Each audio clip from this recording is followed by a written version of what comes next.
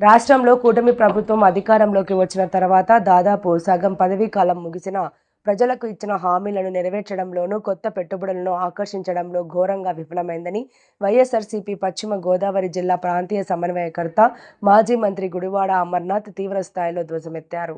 రాష్ట్రంలో ప్రభుత్వం ఏర్పాటయ్యి వారి పదవీ కాలం సగం పూర్తయిపోతా ఉంది.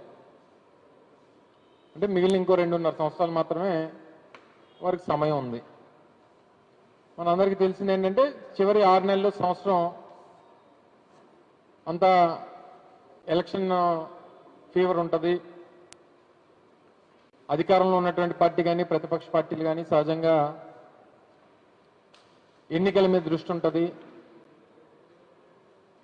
ఎప్పుడైనా ఒక పార్టీకి అధికారం వచ్చిన తర్వాత మొదటి 4 సంవత్సరాలే ప్రధానంగా వారు ఏదైనా పని చేయడానికి, వారు పెట్టుబడులు తీసుకురావడానికి కానీ లేకపోతే వారు చెప్పినటువంటి ఎన్నికల హామీలు నిలబెట్టుకోవడానికి కానీ మొదటి 4 సంవత్సరాలు సహజంగా చాలా ముఖ్యమైనటువంటి.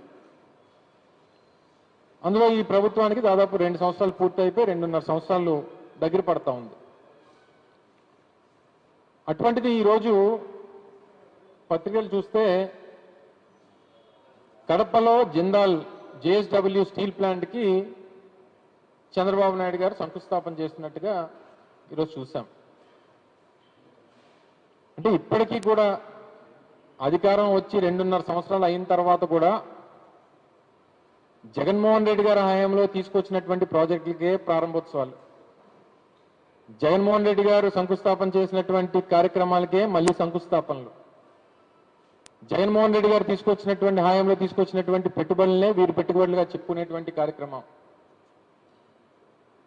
మొదటి 2.5 సంవత్సరాలు మీరు జగన్మోహన్ రెడ్డి గారు తెచ్చినటువంటి కార్యక్రమాలనే చేసుకుంటూ పోతే మీరు కొత్తగా ప్రాజెక్టులు ఎప్పుడు తీసుకొస్తారు? కొత్త పెట్టుబడుల్ని అది కార్యరూపం దాల్చేది ఎప్పుడు? మీరు ఇచ్చినటువంటి 20 లక్షల ఉద్యోగాలు కల్పనకు సంబంధించి ఇచ్చినటువంటి ఎన్నికల హామీ నిలబెట్టుకునేది ఎప్పుడు అనేటువంటిది ప్రజల నుంచి వచ్చేటువంటి ప్రశ్నలు. దానికి ప్రభుత్వం నుంచి సమాధానం కూడా ప్రజలు అడుగుతా ఉన్నారు. 2023 ఫిబ్రవరిలో ఆ రోజు సంబంధించినటువంటి శాఖ మంత్రిగా నేను కూడా కడప స్టీల్ ప్లాంట్కి సంబంధించి జమ్మలమడుగులో గౌరవ ముఖ్యమంత్రిగా ఉన్నటువంటి ఆనాటి జగన్మోహన్ రెడ్డి గారు, అలాగే జేఎస్డబ్ల్యూ చైర్మన్ అయినటువంటి సజ్జన్ జిందాల్ గారు, వారి సమక్షంలో దానికి శంకుస్థాపన చేయడం, అందుకన్నా ఒక 2 నెలల ముందు ఆ సంస్థకు సంబంధించి ఎన్నో సంవత్సరాలుగా కడప స్టీల్ ప్లాంట్ గురించి రాయలసీమ ప్రాంత ప్రజలు ఆశపడుతున్నటువంటి తరుణంలో దాన్ని కార్యరూపం తీసుకురావాలి. ప్రభుత్వం నిర్మించడం అనేటువంటిది సాధ్యమైనటువంటి పని కాదు. కావాల్సినటువంటి సహకారాన్ని, భూమిని, ఇన్ఫ్రాస్ట్రక్చర్ సపోర్ట్ని ప్రభుత్వం నుంచి ఇద్దాం. నిర్మించేటువంటి బాధ్యత అంతా కూడా జేఎస్డబ్ల్యూ టేకప్ చేస్తుందనేటువంటి ఉద్దేశంతో 2022 డిసెంబర్ 21న ఇచ్చినటువంటి జీవో ఇది.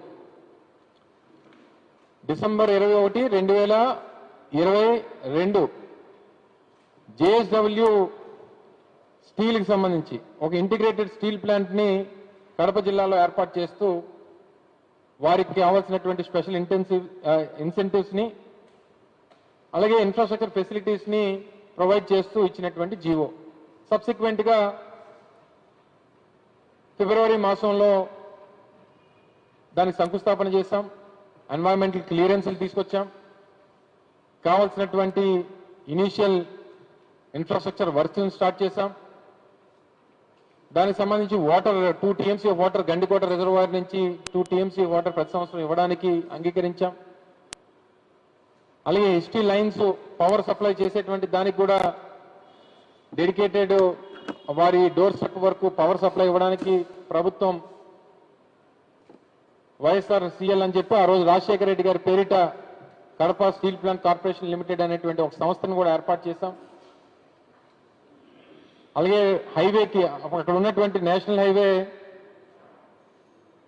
67కి రోడ్ కనెక్టివిటీని కూడా చేసి ఇస్తామని చెప్పి వారికి ప్రామిస్ చేశాం. రైల్వే కనెక్టివిటీని కూడా ప్లాంట్ వరకు అందిస్తామని చెప్పి వారికి హామీ ఇవ్వడం ఇవన్నీ కూడా జరిగిపోయినాయి. ఈ క్లియరెన్స్లు అప్రూవల్స్ ఇవన్నీ జరిగిపోయిన తర్వాత పని నిర్మాణం జరుగుతున్నటువంటి తరుణంలో ప్రభుత్వం మారింది 2024లో. అప్పటికి ఈ రాష్ట్రంలో పెట్టుబడులు పెట్టినటువంటి జిందాల్ వాళ్ళని కక్ష కట్టినట్టు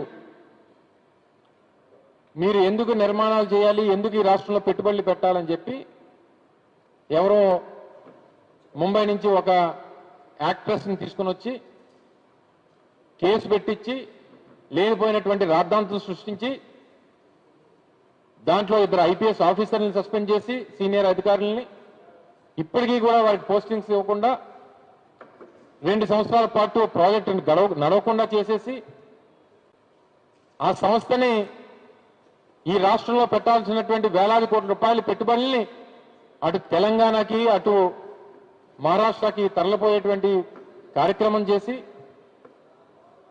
మళ్ళీ ఈరోజు కొత్తగా వచ్చి చంద్రబాబు నాయుడు గారు మళ్ళీ శంకుస్థాపన కడప స్టీల్ ప్లాంట్కి.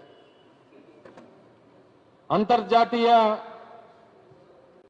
మేస్త్రీ సంఘం అధ్యక్షుడు చంద్రబాబు నాయుడు గారు ఎక్కడ ఏ నిర్మాణం జరిగినా అది నా వల్లే, హైటెక్ సిటీ నా వల్లే, చార్మినార్ నా వల్లే, తాజ్మహల్ నా వల్లే, అంటే ఏ పెద్ద కట్టడం ఉన్నా నా వల్లే, ఏ కొత్త టెక్నాలజీ వచ్చినా నా వల్లే, కంప్యూటర్ నాదే,